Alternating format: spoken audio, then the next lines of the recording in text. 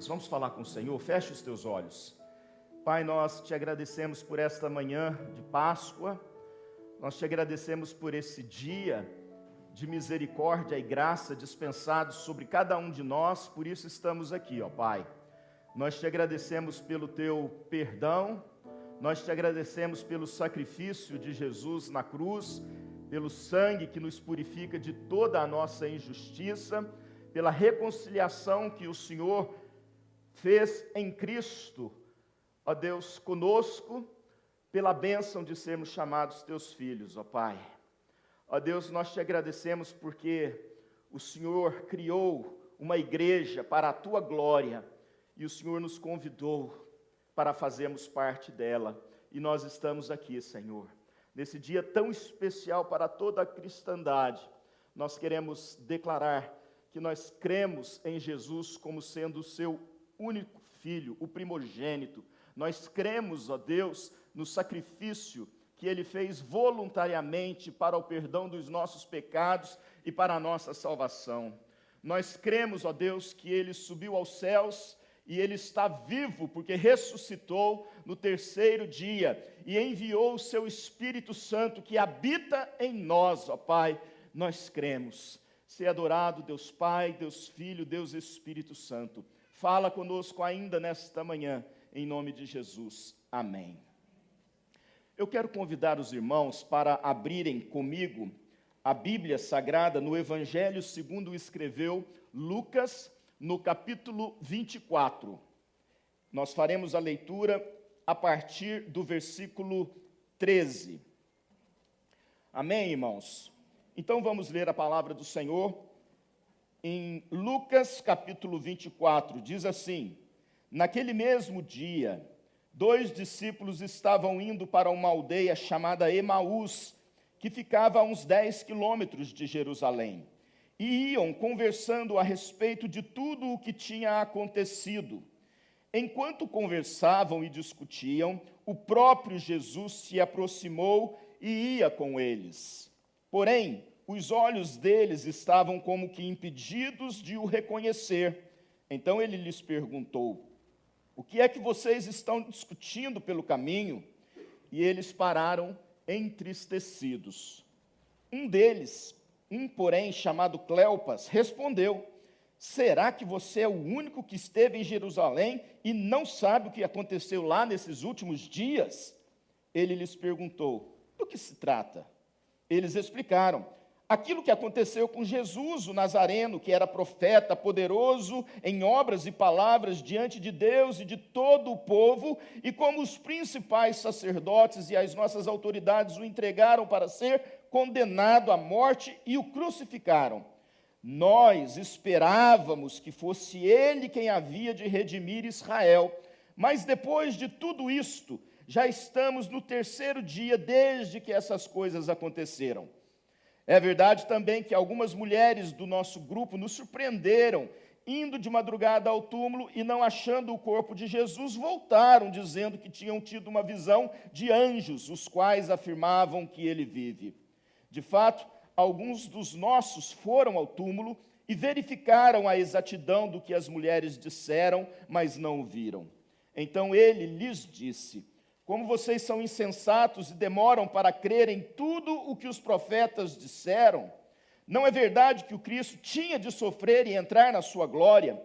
E começando por Moisés e todos os profetas, explicou-lhes o que constava a respeito dele em todas as Escrituras. Quando se aproximavam da aldeia para onde iam, ele fez menção de passar adiante. Mas eles o convenceram a ficar, dizendo: fique conosco, porque é tarde e o dia já está chegando ao fim.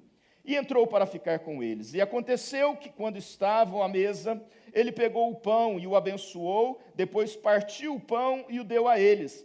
Então os olhos deles se abriram e eles reconheceram Jesus. Mas ele desapareceu da presença deles e disseram um ao outro: não é verdade que o coração nos ardia no peito quando ele nos falava pelo caminho, quando nos explicava as Escrituras? E na mesma hora, levantando-se, voltaram para Jerusalém, onde acharam reunidos os 11, e outros com eles, os quais diziam: de fato, o Senhor ressuscitou e já apareceu a Simão. Então os dois contaram o que lhes tinha acontecido no caminho e como tinham reconhecido o Senhor no partir do pão. Até aqui, que o Senhor nos abençoe em sua palavra. Muito bem, hoje o culto todo foi preparado em torno dessa história maravilhosa, por isso nós já a ouvimos no telão e nós fizemos a leitura dela toda agora. Ouvi recentemente um pastor que ensina outros pastores a pregar, dizendo: leia o texto, seja ele do tamanho que for, leia o texto, porque o único momento da pregação em que você não corre o risco de falar de si mesmo é na leitura do texto, porque é a palavra pura de Deus. E que Deus nos conceda graça e misericórdia nessa manhã. Eu queria começar, irmãos, pensando com vocês, ou analisando com vocês, duas realidades diferentes que nós encontramos exatamente na vida desses dois discípulos. São dois momentos distintos nesse mesmo texto, neste mesmo momento. Percebam que o primeiro momento é quando eles saem de Jerusalém rumo a essa cidade que fica a 10 quilômetros e eles estão desapontados, eles estão se sentindo frustrados, eles estão entristecidos. Diz o texto que quando ouviram aquela pergunta, eles pararam entristecidos. Essa era a situação daqueles discípulos depois daquelas coisas que haviam acontecido. E quais coisas são essas? Ora, o próprio texto vai nos dizer quais são estas coisas, quando eles respondem a Jesus sem saber que estavam falando com Jesus. E ele vai perguntar: mas quem é você? Uma resposta até dura, né? Você por acaso é o único que esteve em Jerusalém esses dias e não sabe o que aconteceu lá? De onde você veio? De que planeta você é? E então ele pergunta a Jesus: mas vocês estão falando do quê? Uma pergunta extremamente curiosa. Do que se trata? Qual a razão dessa tristeza toda? Jesus sabia, mas Jesus os provoca, porque Jesus quer andar com eles, Jesus quer falar com eles, e Jesus quer mudar essa situação na qual eles estavam inseridos,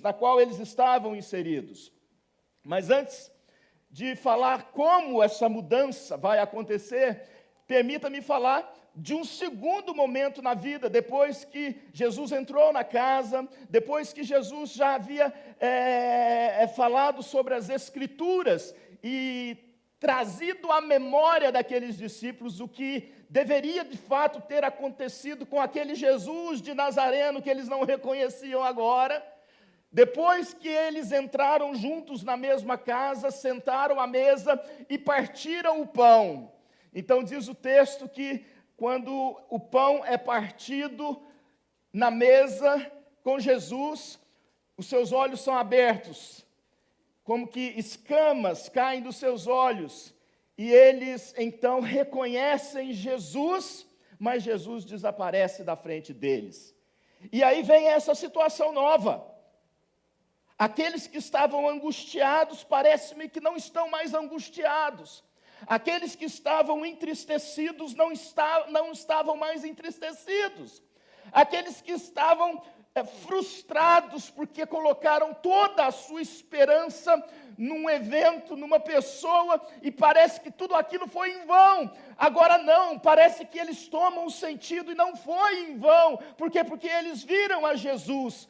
Muda completamente a situação quando os olhos deles são abertos e eles conseguem ver quem é Jesus. Eu não vou ficar aqui argumentando sobre a ressurreição. Para mim, a ressurreição é um fato. Eu estou aqui hoje, no dia de hoje, celebrando a ressurreição de Jesus. Eu creio que Ele está vivo, eu creio que Ele está sentado à direita de Deus Pai, eu creio que Ele é Deus poderoso que se encarnou, morreu, mas subiu aos céus, glorificado com um corpo incorruptível.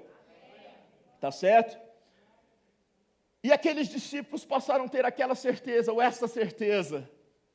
E diz então o texto que eles saem de volta, se caminhavam cabisbaixos, sentido fora de Jerusalém, agora eles voltam para Jerusalém, correndo, entusiasmados, alegres.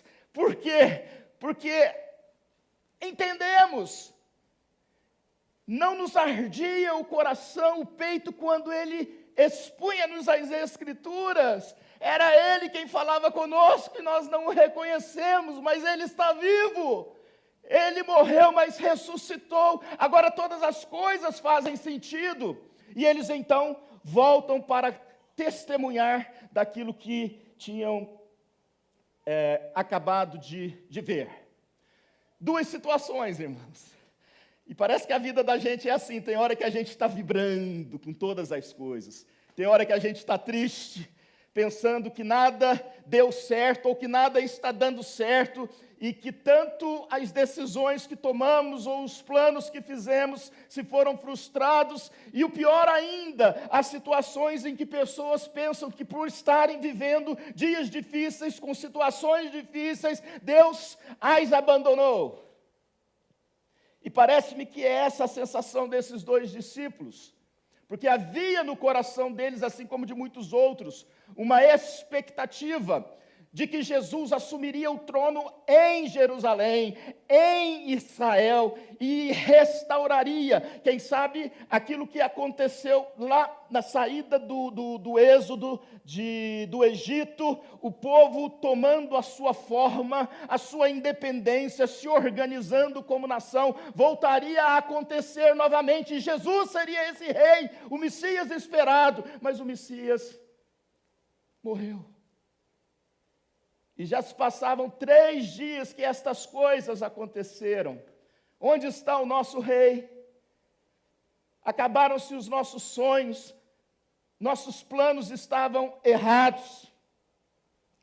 Por que eles estavam tristes? Pelo menos 2 respostas para essa pergunta. A primeira delas é porque eles viviam em torno de expectativas erradas acerca de Jesus. Às vezes nós esperamos coisas que Deus não nos prometeu. Às vezes nós esperamos que a nossa vida aconteça de uma maneira e ela acontece de outra maneira, e nós até culpamos Deus por isso, porque nós criamos no nosso coração falsas expectativas.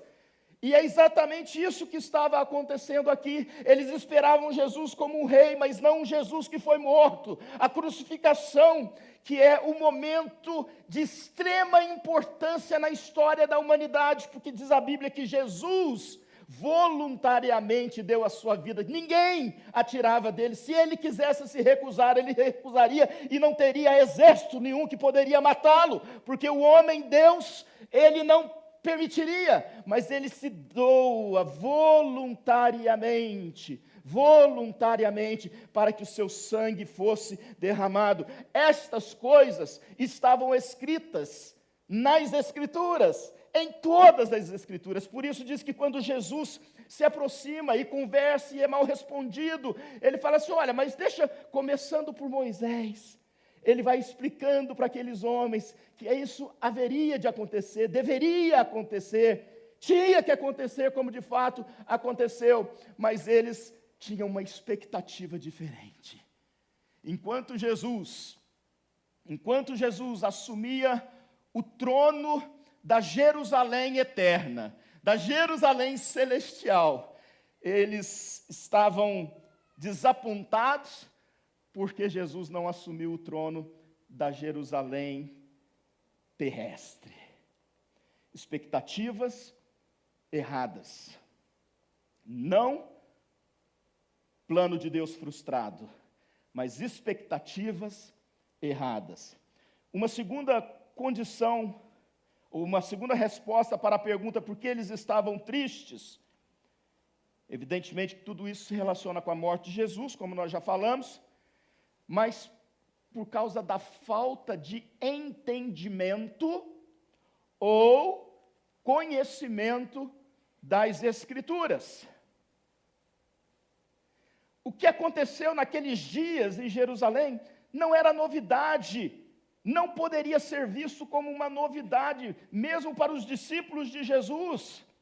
Por quê? Porque se eram judeus e conheciam a lei de Moisés e os profetas, tudo isso já tinha sido escrito, mas parece que estava tudo agora apagado na mente desse povo que andou com Jesus, que ficou com Jesus, que creu em Jesus, porque diz a Bíblia que cada um vai para um canto. Esses dois optaram ir para Emaús, outros negavam a Jesus, outros fugiam de alguma forma. Então me parece, irmãos, que faltava na mente desses discípulos o verdadeiro entendimento e conhecimento das Escrituras. Quando Jesus explica as Escrituras, algo tremendo começa a acontecer, porque o cenário já começa a mudar ali. O cenário não mudou apenas quando eles viram Jesus, mas o cenário começa a mudar quando Jesus explica as Escrituras e eles vão testemunhar, mesmo sem conhecer Jesus ou reconhecer Jesus, mas quando eles caminharam pelas Escrituras com Jesus, o seu coração ardia. Seu coração ardia. Olha a beleza da palavra de Deus, que esclarece as nossas dúvidas, que coloca diante de nós o verdadeiro Deus Todo-Poderoso, que não pode mentir, que não pode falhar, que é santo. Então, como o conhecimento, o mergulho nas Escrituras faz uma profunda diferença na nossa vida. Muito bem, eu tenho mais uma pergunta. A pergunta é: por que eles não reconheceram a Jesus? Ora, eles andaram com Jesus, eles seguiram Jesus, eles foram testemunha dos milagres de Jesus e provavelmente ouviu inúmeras vezes o ensinamento de Jesus, e Jesus se tornou uma pessoa extremamente popular ao ponto de ser preso e crucificado. Mas por que eles não reconheceram Jesus? Duas respostas. Primeiro, porque a mente deles não estava preparada para isso. Eles não conseguiam imaginar que Jesus pudesse aparecer. Por quê? Porque a convicção que eles tinham naquele momento era de angústia, era de tristeza, de que Jesus estava morto. Morto não aparece, morto não se manifesta. Tem gente que morre de medo de morto, né? Não vai em velório, não passa perto do cemitério, se passa perto do cemitério fica com medo, né? Entra no cemitério com medo, mesmo sabendo que morto não se manifesta, morto não aparece, não tem isso, tem medo de morto, né? Mas imagine você conhece uma pessoa talvez uma pessoa famosa, e quantas vezes isso já aconteceu comigo aqui no Millennium Mall, porque é Ponte dos Famosos, e você chega ali e tal, você passa por um famoso assim, você olhou, às vezes dá até bom dia, hi, how are you, né? E você vai, pronto, um dia desses, saindo do Millennium Mall, tinha um casal tirando foto, uma moça muito fashion, né, assim, fazendo as poses dela, e um homem abaixado tirando foto, e tirava foto daqui, tirava foto dali, né? E eu falei, que legal, tal. Aí, a hora que chega ali na frente, eu já indo para o estacionamento, a Vanessa vira para mim: você não viu quem que era? Eu falei: não, o Cacá, Sandro, o Cacá. Eu passei ali e nem percebi, porque a minha mente não estava preparada para reconhecer alguém que a gente não vê todo dia, mesmo a gente conhecendo. Então, os discípulos, naquele momento, por causa das coisas que aconteceram e a certeza de que Jesus estava morto, eles não reconheceram Jesus. E uma segunda resposta, porque eles não reconheceram a Jesus, é porque Jesus estava ressuscitado, com um corpo incorruptível. Incorruptível. Meus queridos, isso é tremendo. Isso é tremendo, né?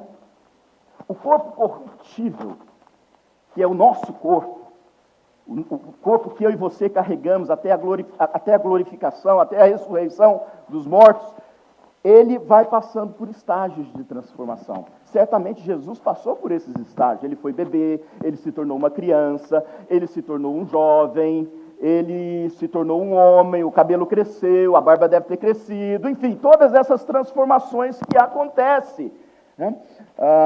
A gente fica atento a isso quando a gente vai envelhecendo, né? Então, eu me olho no espelho, eu falo, sai barriga, porque esse corpo não te pertence.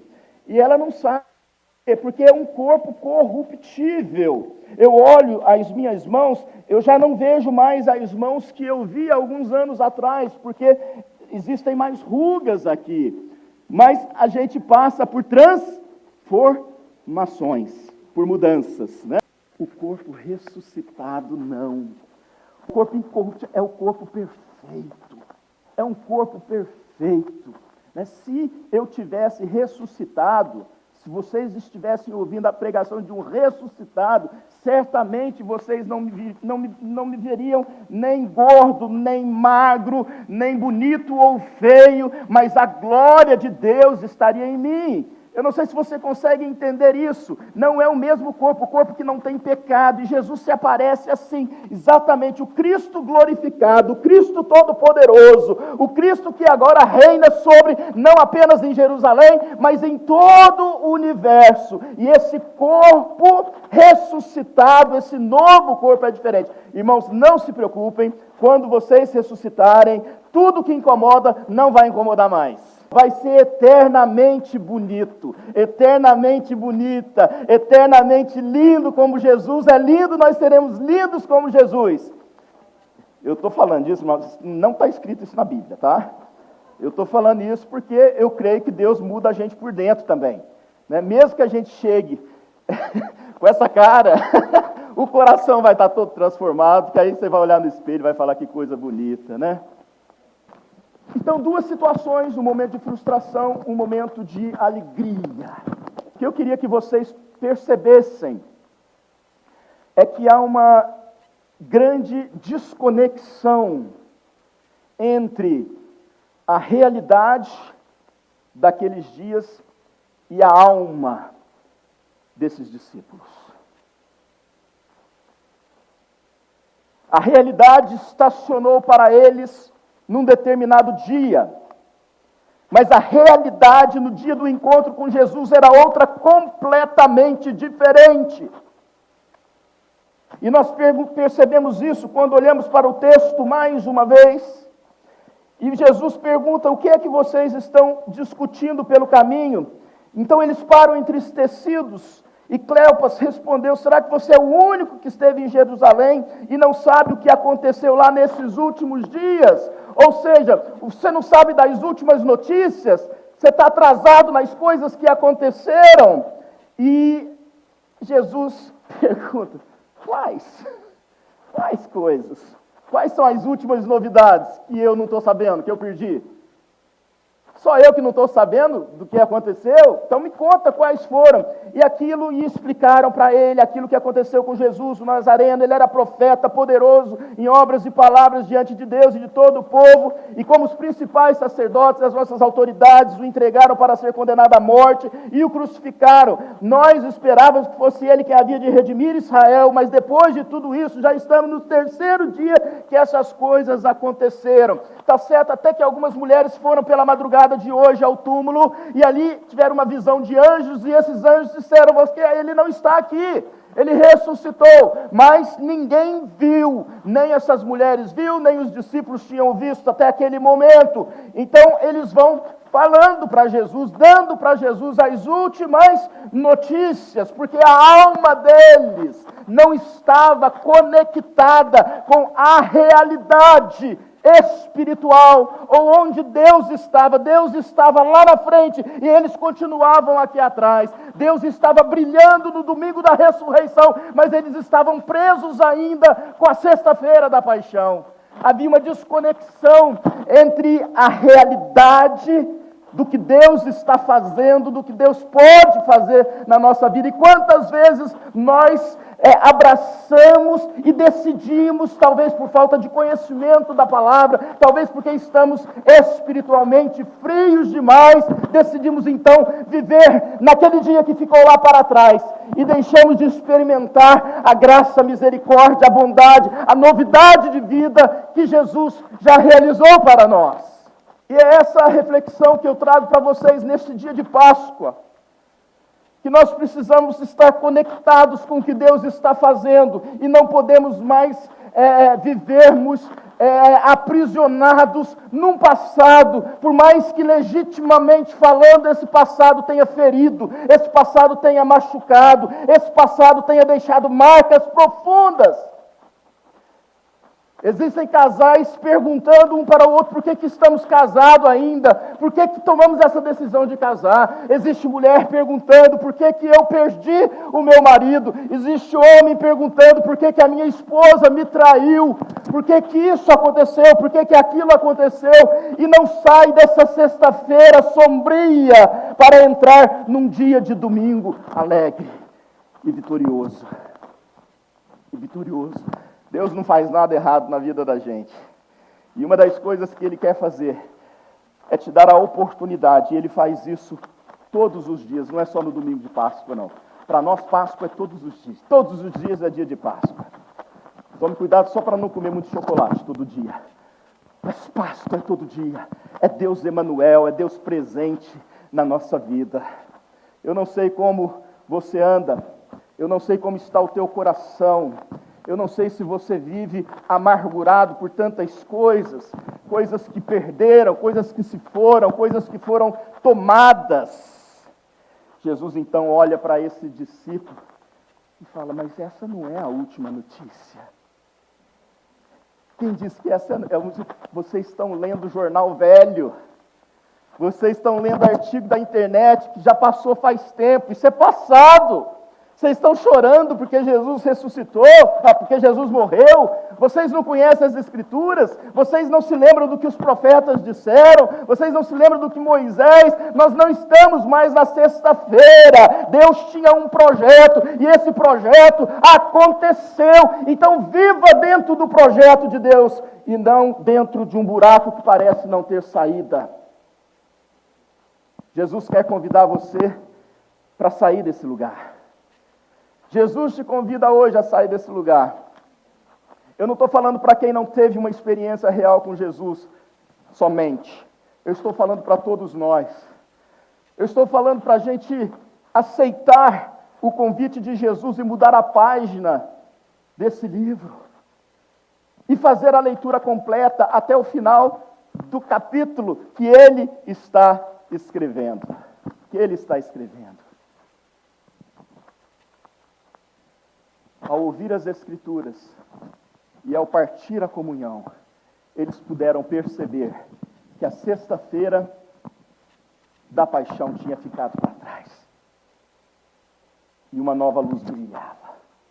Tudo foi embora. E eles puderam experimentar, conectar a sua alma com o projeto de Deus. E voltar para Jerusalém feliz. Quantos aqui nessa manhã precisam se reconectar com Deus? Quantos aqui precisam se libertar de tantas coisas que têm feito de vocês pessoas infelizes por alguma razão? Quantos precisam sair dessa sexta-feira e encontrar-se novamente com esse Cristo ressurreto, poderoso, que pode fazer mudança na tua vida? Em primeiro lugar, você precisa tomar uma decisão de conhecer as Escrituras. É a Escritura quem nos conforta no momento da nossa luta. É bom saber, e tudo que nós ensinamos, tudo que nós pregamos, tudo que nós queremos que a gente viva, nós tiramos daqui das Escrituras, irmãos. Então é das Escrituras. Quando aqueles homens tiraram os olhos da Escritura ou esqueceram as Escrituras, eles se afundaram, eles se confundiram. Mas quando Jesus leu com eles as Escrituras, o coração ardia. Irmãos, esse arder do coração é de uma alegria verdadeira, talvez nunca experimentada antes, por causa das falsas expectativas. Agora há entendimento. Deixa o teu coração voltar a arder na presença do Senhor. Deixe o seu coração, lhe permita o Senhor fazer isso. Pare de lamentar as coisas que aconteceram e que talvez ainda esteja acontecendo, porque são reflexos de um dia triste, de um dia mau, que pode ser mudado na comunhão com o Senhor. Jesus é poderoso para fazer, e Ele faz. E Ele faz. Quem é esse que nos abraçamos?